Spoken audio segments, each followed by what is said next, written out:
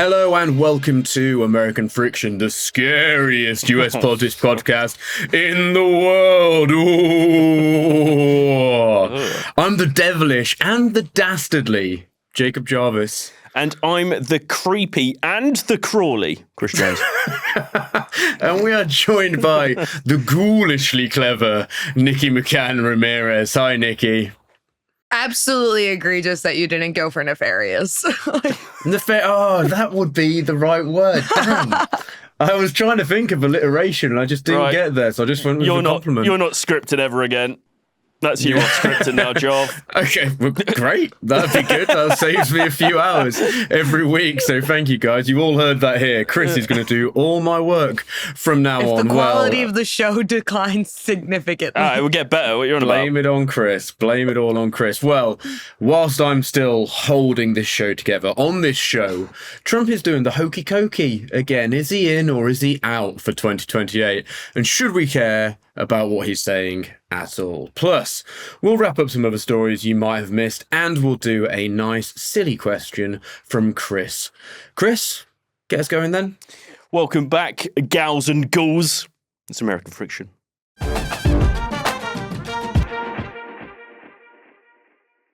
Before we get into it, an appeal. We need your support to keep going. But the thing about it this week as well is this show comes out on Halloween. It would be a treat if you were to support us on Patreon. That's awful. And if you don't give us a treat, what's going to happen, everyone? Tricks. Death. Tricks are going to be happening. Oh. Do you like the idea of a poltergeist in your house? Do you like the idea of your house getting TP'd by Chris? Chris eggs houses regularly, so he might do that to your house if you don't support us on Patreon. Nikki is known to be into Ouija boards and mediumship, so she could do something with your brain as well. That's right. And me, well, I'm just hardcore. A curse on your descendants. Yeah, we could curse your descendants, but I'd go for more sort of realistic horror. So be worried, I'd be more thrillerish. But anyway, give us a treat. Don't get tricked on Halloween. For £3 a month, you get the show ad-free. Other tiers get you access to bonus content and merch. And if you sign up for £5 and above, you get a Patreon chat community. That's where you start to get the bonus content too. So yeah, we can all have good chat and no one in that community will get tricked. So what are you waiting for? Follow the link in the show notes or go to patreon.com/American Friction to sign up. Nice. That's John, just a warning. You can't keep threatening people to get them Yes, to we sign up to can. Patreon. Yes, We we can. can. We can. We can, I might actually. even hiss at them. Support us on Patreon or... That's the way. That's how we get them all. Great. Right. On to the show then. Nikki, so Trump's 2028 talk was really ramping up. He was saying how much he'd really like to do it and how it would be great. But then he said, if you read it, it's pretty clear. I'm not allowed to run. It's too bad. Should we treat this like everything he says and that it's something that he will just go back on when he feels like it? We can't say that this is just summarily true now. He won't run and won't try to run for 2028. So I don't know if y'all have seen on the social media the sort of like MAGA fell for it again award memes. Yeah. Yeah. This is like the liberal shitlib equivalent to that. It's when Trump says, no, I totally won't do that. And you're like, okay, he's not going to do it. I think look, we've talked about this before. We've talked about the possibility of a third term. At this point in time, to me, it still seems really amorphous. Given the track record of this man, when people ask me, do you think he'll run for a third term? My response is usually like, I won't discount it. Yeah. I think he could latch on to like past examples like Teddy Roosevelt and the Bull Moose Party. I think he's teased the idea before, even though he's saying now that it's pretty clear that he can't run for a third term. Before he said, we're exploring possibilities. I'm looking into it. Some of his closest advisors, like Steve Bannon, have really teased that they want him to run for a third term. And I think the reality is that like every authoritarian leader, every despot, every entrenched bureaucrat that found a way to exceed their term limits and basically like either elect themselves in perpetuity or, completely destroy the democratic system in order to remain in power, knew that legally they were not allowed to remain in power before they did it. Yeah. It's one of the key things about, like the dictatorship. Trump must surely know that plenty of the stuff he's doing is legally dubious, seeing as that's what we talk about 100%. pretty much every single week. So I think it'd be very naive to take him for once saying, "Oh, the law might hold me back here," to take that so literally. They're talking about like repealing birthright citizenship, which is constitutionally guaranteed. What is to stop them from going after another amendment, which is the amendment that says the president can only serve 2 terms? Yeah, I mean, with him doing this and this sort of just creating this sense of uncertainty around what he will do, is that something we need to also look at in the context of that is part of his tactic? He lives in this realm of uneasiness and unpredictability. Seems to strengthen his position, doesn't it? Because it leaves also not just the public confused, but people in his party confused. Because, for example, he's saying he's not going to run in 2028. But I would not want to be a GOP person who says, and I will. Like, you wouldn't want to put your head above the parapet. So it kind of almost cements his power still at the same time, because it's just no one really knows what he's going to do. Yeah, and he's saying he's not going to run in 2028, but at the same time, he's handing out merchandise at the White House saying Trump 2028.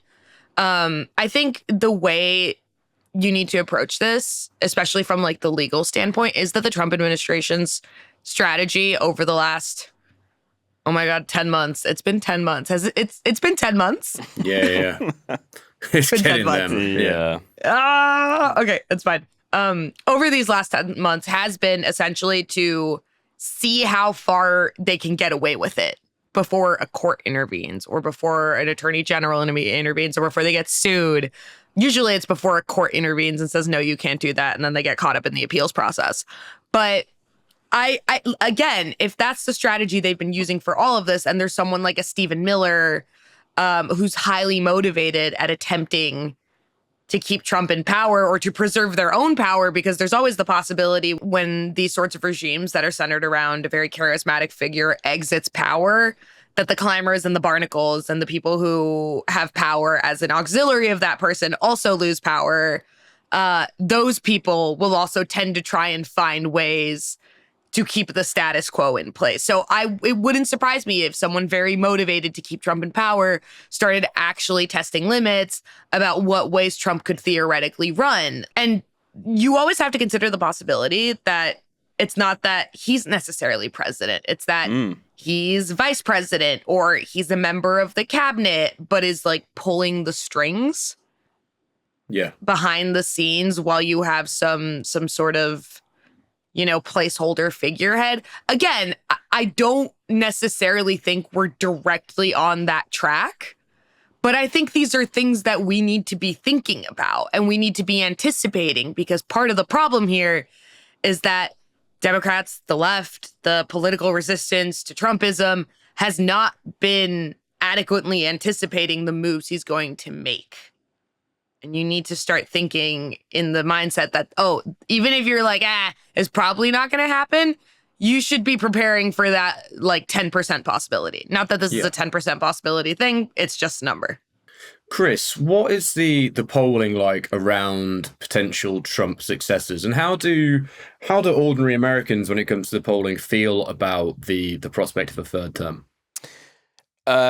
As you'd imagine, is the answer to the latter question. Let's not, forget that when it comes to polling around this, it's still quite a long way away, and we've got a lot of time between now and 2028 where a lot can happen. But there was some polling from Emerson College that was released Friday last week that told us, or gave us, a glimpse into this. And it said, according to their polling, 46% of people want J.D. Vance, which is interesting because when you, going back to what Nikki says in terms of, how would Trump run? Even if he wasn't running for president, could he still run in some way?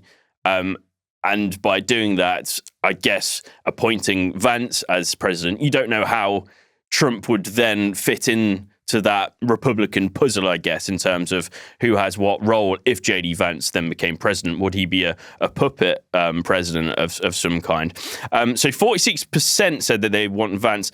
And then 45% went with Gavin Newsom as Trump's successor as president. Obviously, different party, but that's really interesting because it shows that perhaps the visibility that Newsom has been showing in terms of his online combatant, I guess, and countering Trump's rhetoric, that shows that it could be working. It could be working in his favor. He seems to be becoming more popular, especially, I guess, amongst young people who tend to be more online, who are seeing the kind of the ways that he's mocking Trump.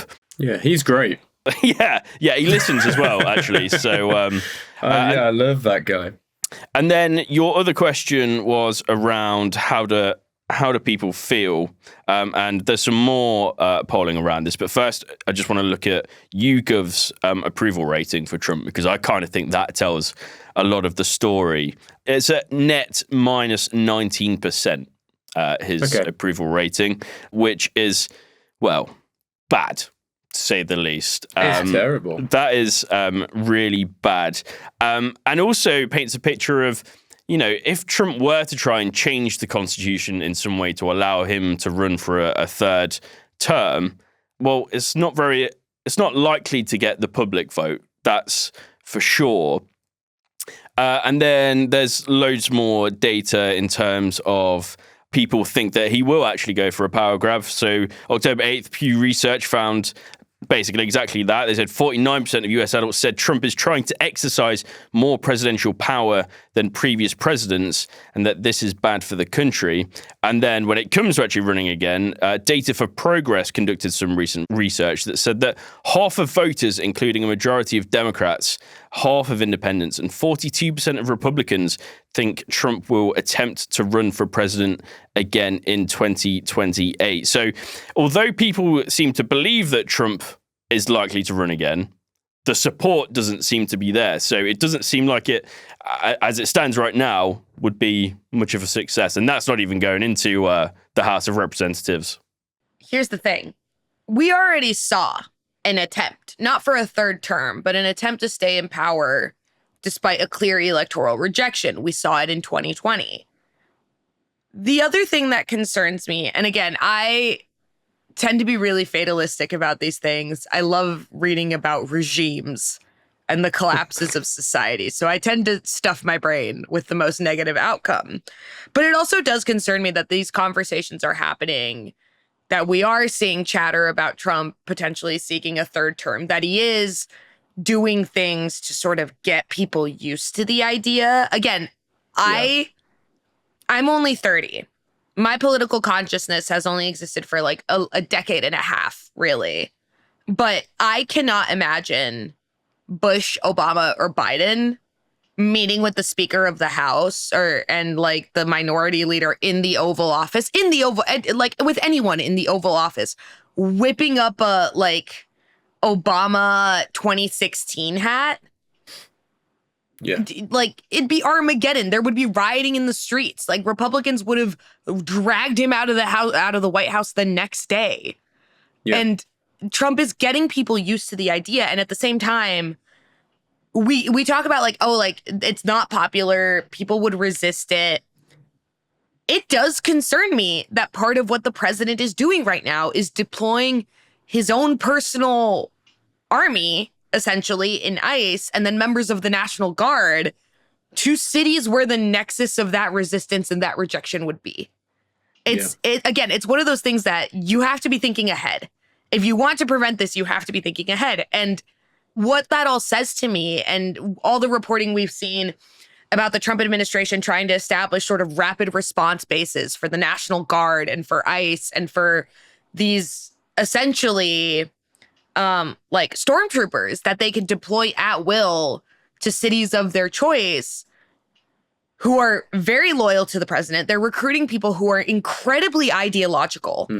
The people who are being recruited are hardcore ideologues who earnestly think they are defending the homeland from a foreign invader, and that Donald Trump is this, ordained once in a millennia figure who's leading the country into the future along with his like cadre of palace eunuchs. They're not eunuchs, but his cabinet.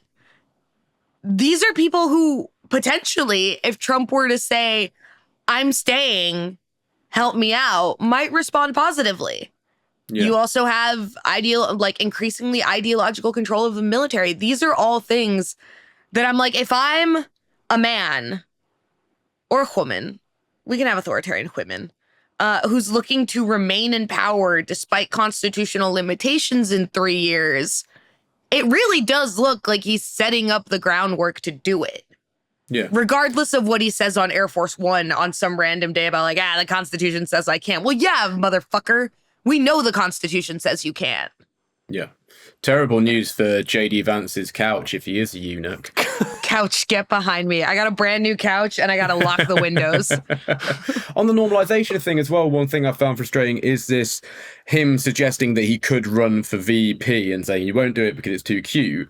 But another thing being, and I don't think the media is pointing this out enough, is that constitutionally he can't do that either. Like you can't be in the immediate line of succession to become the president unless you are eligible to become the president. So if you were to go for VP or Speaker of the House, and then, say there was some complicated way to try and get the VP and the president to resign to bump him up or whatever else, that would be equally unconstitutional. It just doesn't sound as unconstitutional on the surface level of it. And that's something I found really frustrating in the news reporting around it, is that simply because he isn't saying, well, I will immediately be president again, doesn't make it any less unconstitutional. Putting himself in that line of succession is just, if anything, it means he's breaking 2 rules of the Constitution at once. So he's getting more complicated in how he's fucking with that document, basically. Yeah, and it's getting more complicated, but also it's becoming increasingly clear that he sees constitutional principles as suggestions, not laws.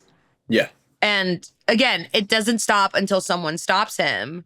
And you have to consider the possibilities. He doesn't necessarily need to be in the line of succession to exert power over this country. He could be like a Stephen Miller figure.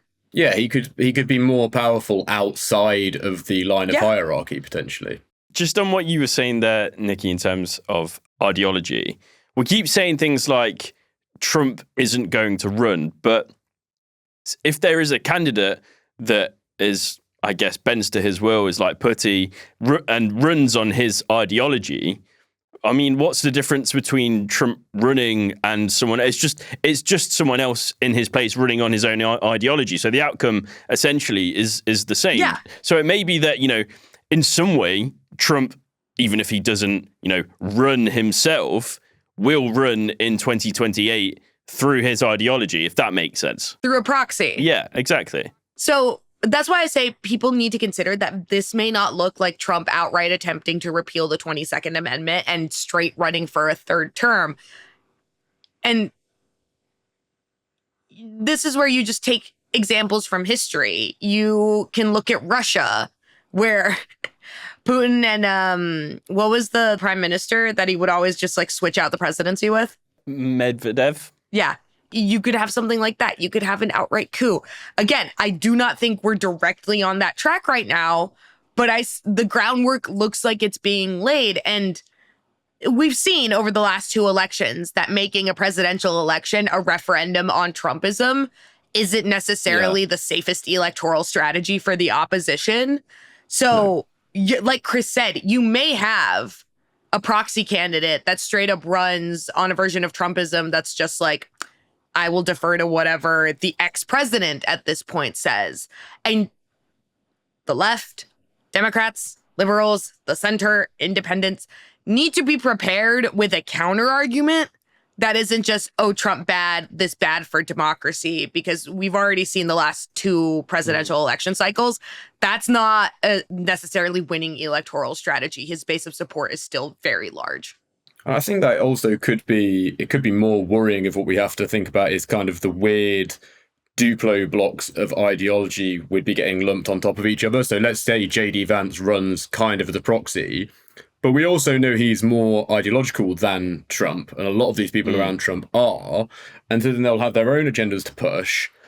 They'll have the direct power to push those agendas, and I think Trump is not the sort of person, he wouldn't veto other people's action so much as long as he were getting what he wanted, if that makes sense. So as long as MAGA was being pushed through him, if someone else then wants to take it further or add these new branches to MAGA or stretch out, I don't think he's going to be locked in enough to go, oh, well, actually, no, MAGA is this little contained thing that I just want you to do. So I think that's the other concern, is that a proxy could potentially be more damaging than Trump, because they'll probably be smarter than him, which isn't hard.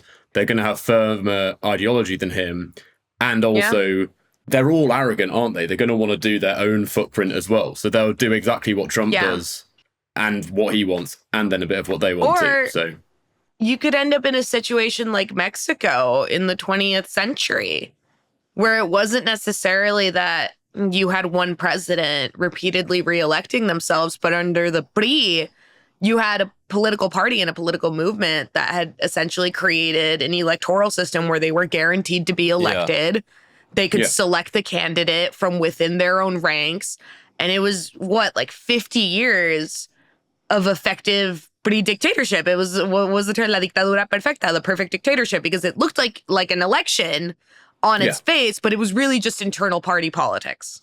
Just finally on this section, Nikki, to you, how else is Trump acting like a dictator at the moment then? Because what's the authoritarian latest? I mean, blowing people up seems to kind of be a new hobby of his. I'm glad you added up on the end of that sentence.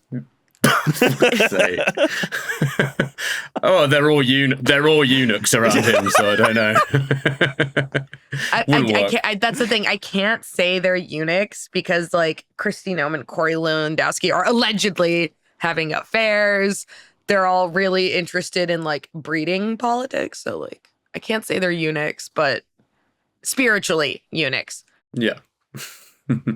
But yeah, anyway, blowing people up, Nikki. What's going on? Yeah, that's bad. That's bad. It really does seem like we're gearing up to try and do regime change in Venezuela, which is scary and could be potentially very destabilizing. And one would have hoped that the United States had learned its lesson after the many repeated attempts it's made to force regime change in countries, only to plunge the population of those nations into decades of, conflict, economic, political, social regression, civil war, subsequent dictatorships. Anyway, Americans never fucking learn.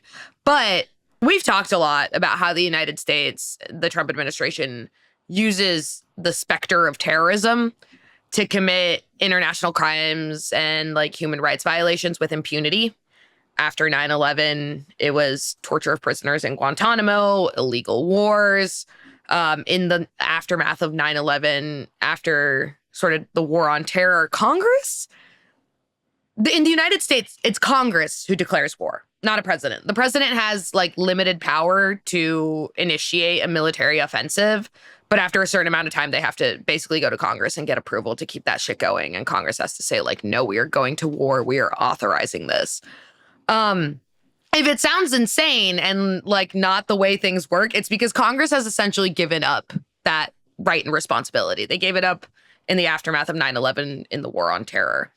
So we've seen Trump and the Trump administration get really trigger happy, and they're not the first to do it. And we have a great interview with Josh Colangelo Bryant, who was a lawyer who worked with prisoners who were unlawfully detained in Guantanamo, about how the designation of terrorism, of being like a foreign enemy combatant, allows the U.S. government to do things that it is not allowed to do judicially and militarily in any other context. And what the Trump administration is saying in these strikes against boats in the Caribbean is that, oh, these are narco-terrorists. Again, we have a legal system in the United States. We have principles of jurisprudence that say that you, as a person, if you are accused of a crime, you have the right to challenge your accuser to a trial by a jury of your peers, the right to appeals, and essentially the right to due process. And we talk a lot about due process. Sometimes it feels like when you say the word chicken so many times, it starts losing its meaning. Yeah. That's how it feels to talk about due process these days, but it's still a critical thing. And the United States, Trump is claiming that because these quote unquote narco terrorists are being obliterated in international waters, that he's entitled to commit summary executions with impunity. And I want to point out, we kind of had a warning that this was coming because for years, Trump talked about how drug dealers in China would automatically get the death penalty.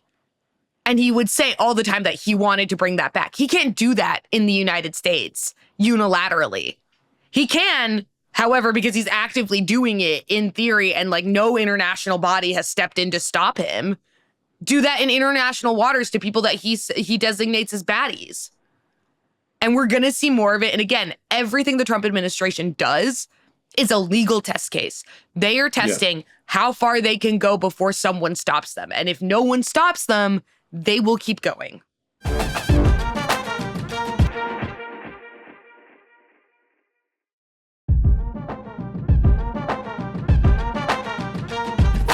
Now to round up some other stories that you might have missed in recent days. So, Nikki, I wanted to ask you about friend of the podcast, Kat Abu-Ghazaleh. What's going on? She's had charges brought against her by the Justice Department, and it all seems pretty fucked up, for want of a better word. But explain it with more details than that for me. I mean, it's pretty bullshit. Listeners to the pod will know, longtime friend of the pod, Kat Abu-Ghazaleh, is running for Congress in Illinois. And one of the things she's been doing as part of her campaign is participating in protests outside of an ICE detention facility in the district where she's running. It's become incredibly public. She has been beat up by ICE agents at least twice. She had to go to the ER a couple weeks ago because a federal agent like hit her in the face with a baton. There was a video that went viral of another agent essentially throwing her to the ground, picking her up and throwing her to the ground because he wanted to move her out of the way. And Kat, again, disclaimer, Kat is a close personal friend of mine. We work together at Media Matters. She is one of my pinned contacts in my phone. We talk all the time. I love her dearly. She is one of the bravest and most ambitious and smartest people I know. And one of the things that I love about her is that all this shit's happening to her and she just remains so incredibly optimistic and unfazed and committed to her mission. And I think it's an example for anyone who's trying to do resistance in the age of Trump and find their agency. Part of what you have to do is just remain incredibly optimistic and incredibly committed to your own power and agency. And Kat does that incredibly well. And I just want to say that before we get into the specifics of the charges. It's really just one charge. One of the things that protesters have been doing outside this facility is essentially attempting to block vehicles from going in and out of the detention complex. And right-wingers, if you have watched any right-wing media, right-wingers think they should have the right to run over protesters who obstruct traffic. It's one of the more psychotic things that I've heard, but it sort of goes to that axiom that people who are inconvenienced become fascists. Anyway, if you watch some Fox News clips, they'll essentially be like, what should we be allowed to do to these protesters who obstruct traffic? And the tacit implication there is literally kill them under your wheels. But the Department of Justice is essentially alleging that Kat and 4 other individuals who participated in these protests conspired to obstruct a federal agent, which conspiracy is a really big word for the concept of protesters standing in front of a vehicle and saying, no, you're not going to get past me. They are alleging that some of the people they charged vandalized an ICE vehicle, beat the hood aggressively, wrote pig on the side. The only thing in the indictment that they say Kat specifically did, besides participate in this conspiracy to get in the way of an ICE truck, again, conspiracy is such a big word here, is put her hands on the car and brace herself. So essentially, this car was trying to drive through a crowd of protesters, and what the Department of Justice is alleging Kat did is put her hands on the car and be like, no. In Trump's America, that's apparently a federal crime. And I think the penalty is almost like a decade in jail. I may be wrong about that. Some other details to know is the Department of Justice spelled her name wrong multiple times in the indictment, which is ridiculous. But also, this is a pattern by the Trump administration now. There is a very specific reason that Kat was singled out here, and it is because she is a progressive candidate who has been vocally critical of the Trump administration and opposed the tactics and operational mechanics of ICE in the Trump era. We saw the same thing when the Trump administration charged Representative LaMonica MacGyver, after ICE agents basically manhandled her and several other lawmakers out of an ICE detention facility in Newark, New Jersey, where she has a right as a member of Congress to conduct oversight. They also tried to charge Newark Mayor Ross Baraka in that same incident and try and charge him with trespassing because, he's a mayor, not a member of Congress. So he technically doesn't have this oversight right, and was quote unquote trespassing. Those charges got dropped because they were spurious. New York City Comptroller Brad Lander, who was basically dragged out of immigration court and temporarily detained by ICE agents when he tried to help escort migrants who were at their immigration hearings out of the Federal Plaza here in New York City. We saw Senator Padilla be thrown to the ground and handcuffed by FBI agents when he tried to ask Kristi Noem questions. This administration responds to vocal opposition with authoritarianism. And that is exactly what's happening to Kat here. It's not because of anything she did. It's because of who she is and what she represents and what she is asking other people to do, which is to resist the authoritarian incursion of this administration in their communities. That's all I have to say about that. Again, disclaimer, she is my friend. Yeah. Just gotta say, just another point on it. This is obviously not the biggest point. Her last name's really not that hard to spell. Seems ridiculous they misspell it so many times. I mean, you just got to be lazy to not do that. We've had her on the show twice, and I think I can spell her name by heart. So, yeah, whoever wrote that, you've just been fucking lazy as well as an arsehole. Let's look at Trump in Asia quickly. So, Chris, what sort of stood out to you from Trump's visit? I mean, the big ticket thing being this meeting with Xi, isn't it? Yeah, that's right. There seems to be an improvement of relations between the two, especially when it comes to tariffs. Trump said that he dropped tariffs by 10% on China, reportedly because Xi has agreed to tackle fentanyl exports from China to the US. So, I mean, that's positive. Any, improvement in the relationship between the US and China is going to be a good thing for the world. Have things actually improved, or is this just, signposting? Is this just messaging from the Trump administration? Probably. But we'll have to wait and see into the future. I want to touch on more the kind of the gifts and the just pure flattery that we saw. Got me? I've not got you. I've got you fuck all, to be honest with you, Geoff. But I'm talking about this meeting between, meetings, plural. Say 13th of December if you want to get me gifts. That's my birthday. Listeners as well. I've forgotten That's that. your birthday? Wait, are you a Sag? I am, yeah. I'm a Sag. Interesting. Yeah, Right, can we get back to the podcast then? Yeah, of course, yeah. China. My God. So, in South Korea, Trump was greeted by a band playing the YMCA, which we all know Trump loves. But not just that, he was gifted a historical golden crown and was given South Korea's highest civilian honor, which I think is the first US president to have been given that. So there was that. And then in Japan, I know. And then in Japan, where they have a new prime minister in Sanai Takaichi. A lady who loves Margaret Thatcher. That's my biggest fun fact about the new Japanese prime minister. Excellent. That is a fun fact, but not really.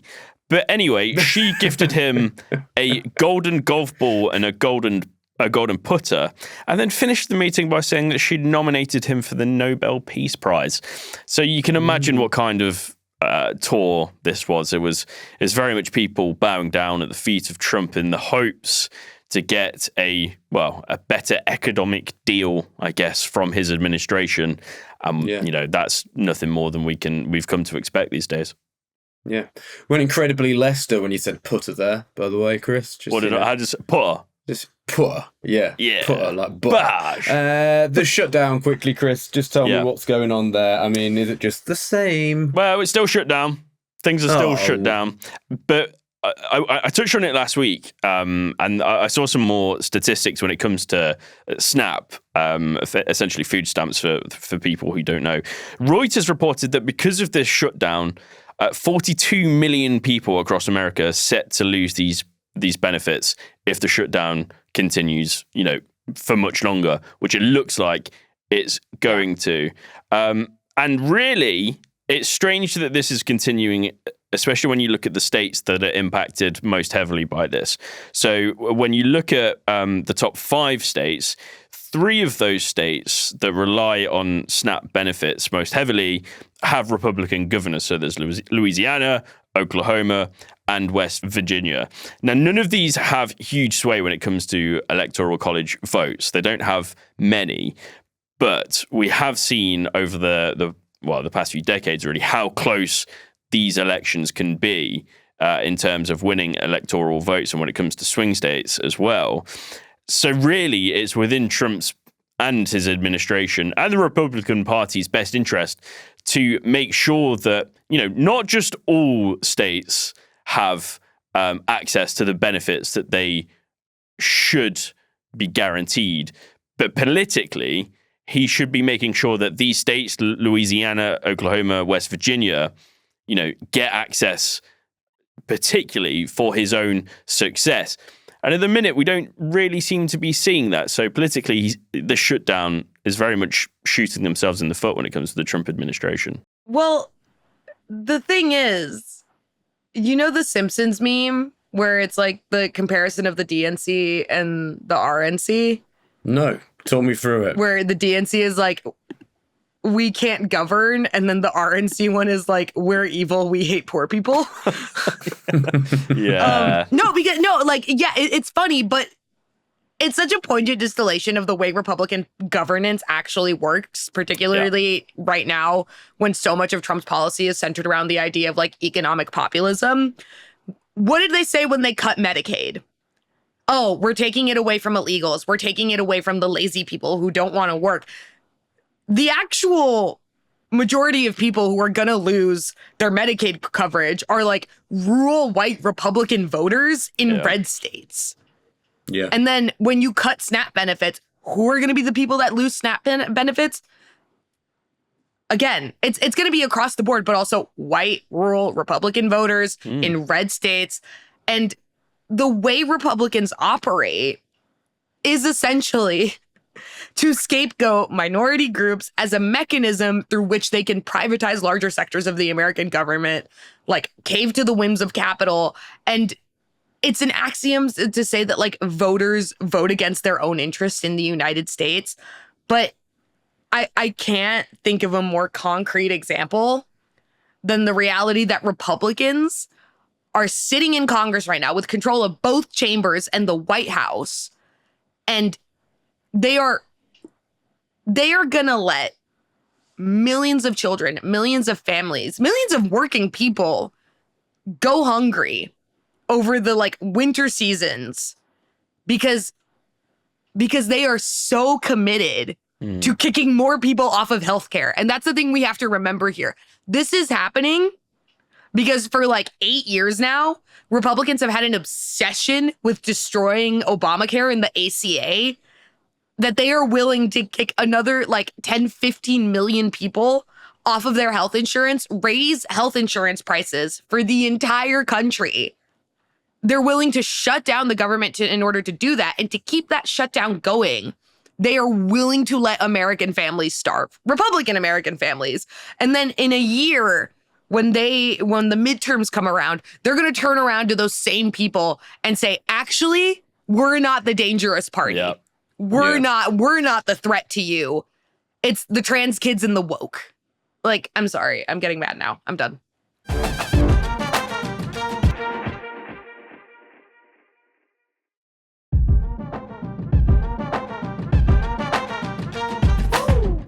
Chris, we need a silly question more than ever. It's Halloween, isn't it? It's It Halloween. is Halloween. It's Halloween, isn't it? So I'm gonna ask. Yeah, very good. I'm gonna ask. All right. Come on. So I'm gonna ask a scary question, and the scary question this week really is: what's your spookiest paranormal experience in real life? Jarv, I'm gonna start with you. I've been struggling to think about this. I mean, I think probably the spookiest thing that ever happened to me was like watching The Ring when I was 8 or some shit, and then I just couldn't really look in mirrors at night for several years after because I was so scared. Like The Ring and The Grudge, they fucked me up for a long while. Yeah, The Grudge was a lot. Recently, so my dog and me have been home, just us two, quite a lot recently, and I watched the Blair Witch Project not long ago, and she gets really kind of attached. And there's sometimes I'll watch a horror movie, and then I turn around, the dog is just there, a little beady eyes reflecting, looking up at me. And that can sometimes start on me a little bit. But then, personal ones. So the only thing that's ever really creeped me out is my granddad was a very sort of stiff upper lip guy in the RAF, like pretty serious dude. And there's a hotel in Lincoln, where I'm from, and he stayed there. I won't name it. I don't know if that's slander. Anyway, he stayed there, and he forced them to change his room because he said he felt something pass through him, and he said it was like ice cold, and he was just like, it was a presence. And the thing is, I don't believe in this shit. But that dude is like the last dude who would believe in this shit. And he kind of did. So that, by proxy, spooks me out the most. I think maybe it's not all bullshit. But yeah, I don't know. I've not really had too much. I'm off on the Lincoln Ghost Walk this weekend. So maybe something will happen to me then. But let's touch wood not. But I have been threatening people. So maybe the ghost will get me. Nikki, what about you? I get like night terrors sometimes when I'm really stressed out. Yeah. God. Like sleep paralysis. Yeah, I have that sometimes. Wake up just screaming. Not screaming anymore, but like when I'm like really tired and really stressed out. And when I was younger, I thought I was being haunted. But like, sleep paralysis, I sleep on my stomach. For me, it would be the sensation that something was like on my back and clawing into my shoulders and pressing me into the mattress. And I was like, it was awful. But that I can now ascribe to a medical condition. I think I grew up Catholic. I'm Mexican. I have my sort of like spiritual religious superstitions. One of the things growing up that I always associated with like my spirituality, and particularly my grandfather, Coyote on my mother's side, are hummingbirds. My grandpa kept like orchids and like flowers that hummingbirds like. He had a lot of them in his garden. And just throughout my life, especially after he passed away, for me, seeing a hummingbird is like, it's my grandpa. I'm getting so emotional because I don't think this is paranormal, but it was probably one of the more freaky experiences I've ever had. My grandma died at the beginning of the year. I think I was off the pod for a little bit when this happened. I was in Mexico. And at her funeral, like at her church service, while the priest was doing like the Eucharist and stuff, a hummingbird showed up like in the church and just stood on top of the altar. And that for me was like, oh my God. Man. That was just like probably the most intense experience I've had where I was like, okay, maybe there is a beyond and it's communicating with us. But because, it was like nighttime. Hummingbirds don't really hang out at night. And it was literally just like sitting there for most of the service. I have a similar story. Literally, actually, basically the same is that me and Lauren, my fiance, were trying to pick our wedding venue, and we were really struggling. Like it was quite stressful. And then we picked one. And then the day after, that venue posted a story on their Instagram of Robin, and I don't know if it's the same in the US, but in the UK, a robin is a symbol of a loved one. Like if you see a robin, that's a loved one. And Lauren had recently lost some family members, so we thought that might be like a sign that their family members that we'd lost were, they'd chosen it too, and they'd gone to check the venue out, so it just seemed right. So love that. That's similar. Simon, get us back on track. Scare the shit out of us. Ooh, well, sometimes the scariest place is your own mind. Yeah. I live in Fucking hell. Oh my God. Goosebumps writer. That's where I'm going for my terror. Because it's not really, actually, terror is a bit strong for this, but I don't know if you guys get this. I sometimes get really strong deja vu. Yeah. Yes. Really strong. And it's almost like a sort of outer body experience, just temporarily, because you're like, hang on, I've been in this moment before. And it's like you're an observer or something in your own mind. So I find those they're almost kind of supernatural type of experiences. And I'm sure it's, people say it's like, you're essentially your brain, like, backfiring or something going wrong in the synapses. Glitching out. Yeah, exactly. It's something like that. But yeah, the way I experience it feels quite supernatural. So that's what I'm going with. Yeah, so I mean, I get that sometimes, but to get onto my actual scariest story. Spooky. Yeah, this was actually quite spooky. So I actually went on a ghost tour for the Leicester Mercury when I used to write for the Leicester Mercury, and I went for Halloween. I went to the knitting factory in South Wigston, which is that just screams haunted, doesn't it? So I went there. So haunted. Went there with my mate, and it was quite, it was all dark. It's an old museum of an old factory. It was pretty weird. But they took us into the attic, and I can't remember what the name of what this thing looked like. It was a thing called The Witness or something. And what you do is you sit in a chair in the middle of a room. We were in the attic, so it made it even scarier. And they blindfolded you, and they told everyone to be silent, and you just listen. And I didn't really hear anything. I thought I might have felt something touch my leg at one point. Not sure that really happened. I think it might have just been my mind. But one thing that I haven't been able to explain, and neither has my friend Brandon, who was with me, is he said out loud, he went, "Did someone just slam a door? I heard a door slam." Literally 3 seconds later, the door downstairs slammed shut. No one was down there. Ooh. No one was down there. We couldn't explain it. It was pretty creepy. And I never want to go back to that knitting museum ever again. Well, I stroked your leg and ran away. I fucking knew it was you. Was. Yeah. Creeped in, One stroked your time- leg. I went, "Oh, let me at them," and I ran away. I have been to exactly one haunted house, and I learned that if I die in Spanish. The way I was cursing these people out. Awful. Yeah. Never again. Well, on that note, that brings us to the spooky end of American Friction. Thank you all for listening, and thank you very much, Chris. Thank you, Jarv. Thank you very much, Nikki. You're welcome. Thank you all. you very much, Simon. Thank you, Jav. And thank you to all of you listeners for joining us. I won't threaten you again, but I will just say there are powers beyond us and beyond all of us. And if you don't support us on Patreon, they might not be too happy. So, if you want to support on Patreon, we'd really like that. You'll keep the powers at bay, and you'll also get bonus content and the episodes ad-free. Go to patreon.com/American Friction. There's a link in the show notes. If you can't back us financially, we get it. I don't know if the powers beyond do, but we get it. Just do go rate, review, and subscribe wherever you're listening, and that should give you some sort of paranormal protection. I'm Jacob Jarvis. This is American Friction. That's Chris. That's Nikki. That's Simon. Thank you very much for listening. Happy Halloween. Bye. Bye.